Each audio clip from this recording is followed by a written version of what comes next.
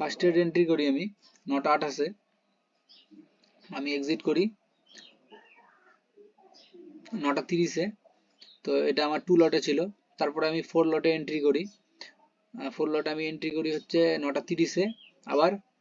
তো আবার আমার এসএল হিট হয়ে যায় 31-এ।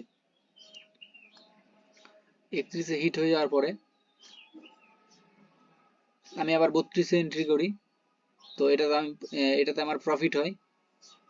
তো আমি দুটো ট্রেডে লস করেছিলাম, 3 নম্বর ট্রেডে আমার সেটা রিকভার হয়ে যায়। এই যে এখানে দেখতেই পাচ্ছ যে 9টা 32-এ যে এন্ট্রিটা করি আমি 50 টাকা 64 পয়সাতে, সেটা আমি 9টা 35-এ এক্সিট করি 58 টাকা 45 পয়সাতে। তো এখানে আমার প্রফিট হয়ে যায় 8 পয়েন্টের। তারপর আমি আবার এন্ট্রি করি। তো আমার ওখানে 3টার মধ্যে দুটোতে আমি এসএল খাই, একটাতে প্রফিট হয়। তো আমার পুরোপুরি লস রিকভার হয়ে যায়। তারপরে আমি আবার এন্ট্রি করি এখানে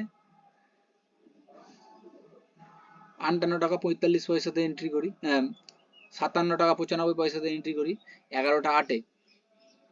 তারপরে আমার এসএল হিট হয় এই 11টা 8-এ 51-তে, এখানে আমি এসএল খাই। তো আমার পরপর 3টা এসএল হিট হয়, একটা আমার প্রফিট হয়। তারপর এটাতে আমি আবার এন্ট্রি করি, সেখানে আমার মোটামুটি 10 পয়েন্টের কাছাকাছি প্রফিট হয়। তো আমার এখানে মোট 5টা ট্রেডের মধ্যে দুটোতে প্রফিট হয়েছে, 3টাতে আমার লস হয়েছে। তারপরেও আমি এখানে কিন্তু প্রফিটে ক্লোজ করছি আজকের ডে। এই যে এখানে দেখতেই পাচ্ছ যে 37,578 টাকা, এখানে 38,730 টাকা। তো আমার চার্জ 300 টাকা নিয়েছে, কেটেছে। তো সেখানে আজকে আমি প্রফিটে ডে ক্লোজ করছি।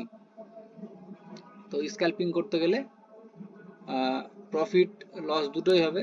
তো লস ছোট রাখতে হবে আর প্রফিটটা বড় রাখতে হবে, তাহলেই স্ক্যাল্পিংয়ে প্রফিটেবল থাকা যাবে।